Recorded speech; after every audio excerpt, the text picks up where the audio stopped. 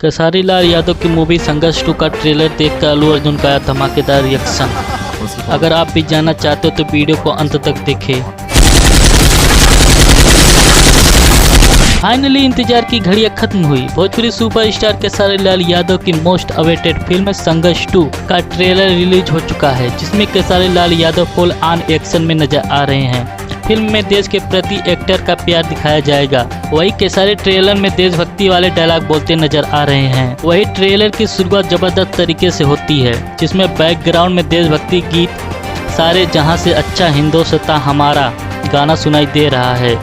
इसी के साथ खेसारी मशीन गन को थामे देश के दुश्मनों पर गोलियां बरसाते हुए नजर आ रहे हैं। वही इसके बाद माही श्रीवास्तव रिस्की है गाना गाते हुए नजर आती हैं।